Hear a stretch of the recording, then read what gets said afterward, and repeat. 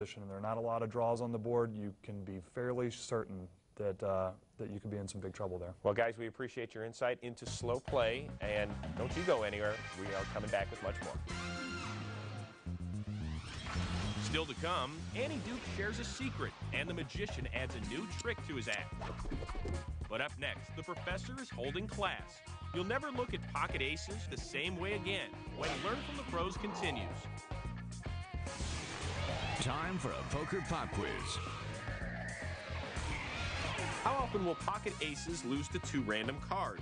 Is the correct answer A, 8% of the time, B, 15%, C, 25%, or D, 33%? The answer when we come back. FullTiltPoker.net presents Learn from the Pros. Before the break, we asked you, how often will pocket aces lose to two random cards? The correct answer is B, 15% of the time.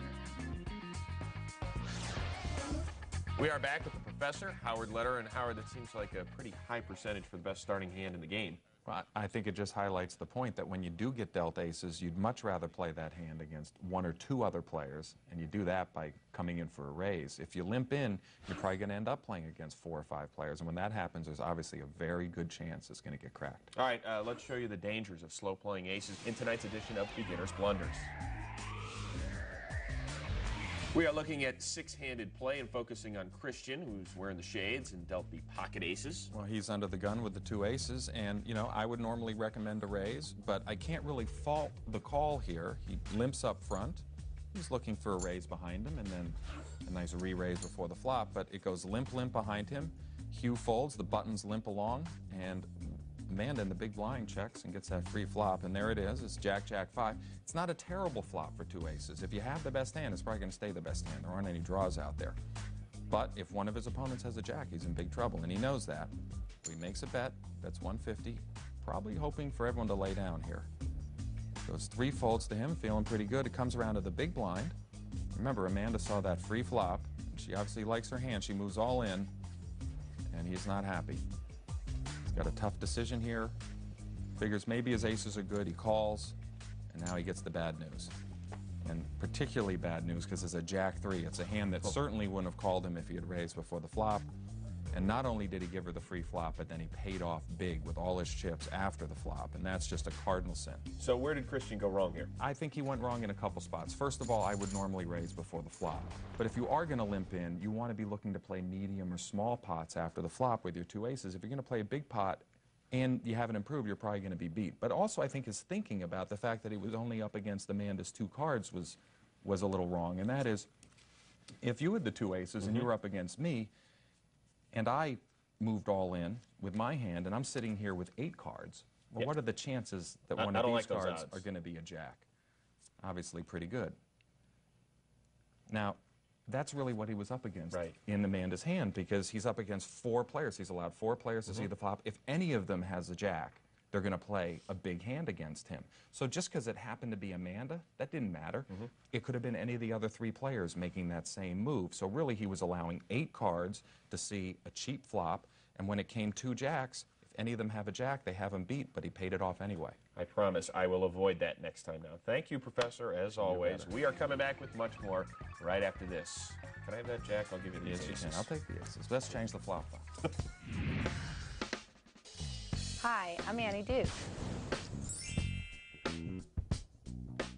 There's one tell that I see in beginners all the time. It has to do with sort of the force that you put your chips into the pot. When they have a hand that isn't very strong, they'll really like slam their chips into the table. They'll do it with tons of force like that. That's usually a big sign of weakness. If, however, they kind of like gently put their chips in like that, it's usually because they're trying to look very non-threatening. And definitely watch for it in other amateur players because it's a very strong and very consistent tell. Coming up next, more from Annie Duke. Brother and sister answer your questions on how to play better poker. And grab your chips. The magician is teaching a new trick. So even if you can't play with the pros, at least you can look like a pro. Hurry up, grab those chips. Learn from the Pros is back in 2 minutes. We are back inside the Fox Poker Room, continuing to hang out with Annie Duke and Howard Lederer, and I have hermetically sealed right here No, it's not that, but I do have emails. You guys want to answer? Absolutely. It's time for Ask the Pros. And this one from Poker Love Dunn, who writes, my dream is to become a poker professional, but people keep telling me the lifestyle is much less glamorous than it appears on TV. Can you tell me what the life of a pro poker player is really like, Annie? Well, you know, I mean, I have some very glamorous things about my life and very unglamorous things about my life. It's a lot of traveling, a lot of lonely hotel rooms, but obviously, you know, if you're really good at it, it's very good money, and certainly, you know, being on TV a lot definitely has its perks.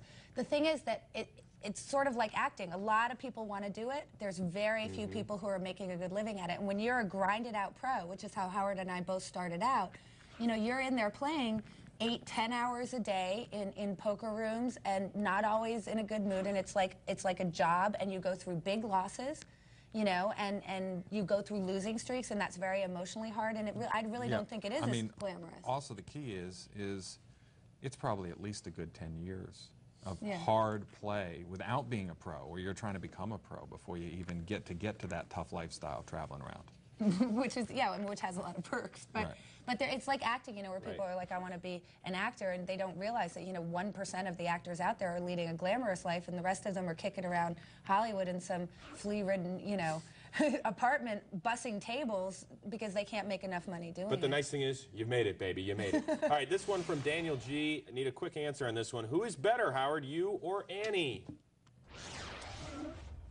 I don't know. No, I didn't know. Okay. The reason why he doesn't want to answer is because he's better and he knows it. So But he you wants beat him to, at he the wants to Tournament of appear humble. Champions. I had the worst hand. I had 6s, he had 7s. You know, I've been playing for 23 years, and I've played a lot of poker. Yeah, and I mean, like- I've been playing for 11 it at years, and you know, and particularly recently, I haven't been playing as much poker as you have. Well, guys, you're both better than me. That's all that counts. All right, we're coming back with much got more that going for us. after this, all right?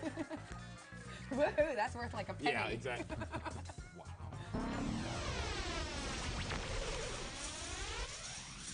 Hello, my name is Antonio Sfandiari, and I'm a professional poker player.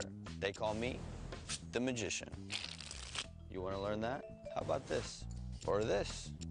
I'll teach you. Okay, here we go. This is the flip over. And it's actually probably the most simple chip trick that I know. You can do it with 3, 4, 5, as many chips as you want. I'm just going to show you with 3 to start. Your thumb does all the work, so the chips are in this position. You basically take the first chip, bring it over, and flip it over to the bottom of the stack. Your thumb does all the work. You grab the last chip, and you flip it over. Voila. As soon as you flip it over, the chips are going to end up all the way at the bottom of your fingers, and you don't want that. So as soon as you bring the first one over, I like to kind of regroup and push them back just a little bit. It's a little uncomfortable at first. When you pull it up, it's kind of like, I don't know where it's going to go. But if you keep practicing, before you know it, you'll have it down, no problem. So I think I learned this in about 30 minutes, so you shouldn't have any problem doing this chip trick. So even if you can't play with the pros, at least you can look like a pro. Stick around. Our All-Star Roundtable reconvenes when Learn from the Pros continues. Oh, he called me an American idiot, which I had to clarify. I'm a Canadian idiot. FullTiltPoker.net presents Learn from the Pros. Brought to you by FullTiltPoker.net. Learn, chat, and play with the pros. Coming up next week, have you ever misplayed those huge hands or failed to punish the table when you hit a set? The professor teaches one of the 10 commandments of no-limit poker, aggression. Plus, Phil, and Daniel are joined by Mike Matiso at our All-Star Roundtable, which means plenty of fireworks. He didn't even think about it. He did the whole Stevie Wonder. After it was Rewind over. it. After All that and a few surprises. That's next week on Learn from the Pros. Check your local listings for the time in your region. Well, we certainly hope you enjoyed another edition of Learning from the Pros. Guys, once again, we appreciate you during our roundtable discussion. Daniel Negreanu and Phil Hellmuth, as always, it is good to see you. And also, if you want to test your poker skills, see what you learned today about slow play, you just log on to FullTiltPoker.net. Phil, Cloney, they're waiting for you, as is Howard Letter. Also, you can chat with them online. So tell all the amateurs to challenge you out there. That's the key, right? Bring it on. Right. All right. Guys, thanks for joining us. We appreciate it. Daniel, by the way, worst beat you ever took? What was it? I wouldn't say it was the worst beat I ever took, but the World Series of Poker 2001, I was chip leader with 12, and I had ace-king against Henry Nowakowski for this huge pot. and he had two sixes, and I missed the hand. And if I win that pot, I'm at the final table. And he chip called you? leader, big pimpin'. And he called said you? I lost it, and And he called slapped you? around. He called like $1 million in chips. But and he two also sixes. called you an American idiot. Oh, he called me an American idiot, which And I you're had to Canadian. clarify. I'm a Dude, Canadian that's idiot. disrespectful. I'm a Canadian idiot. Let it By be, the way, let the record three show. of us were all in the final 12 at the 2001 World Series. Seriously? We all saw that hand. Who had the highest finish? That would be me.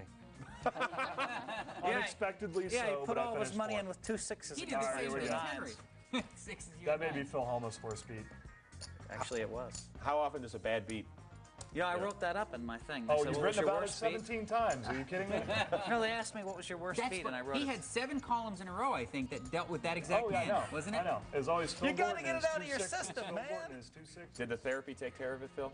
That I'm is working his on that therapy. too. Good. He's working on a lot of things.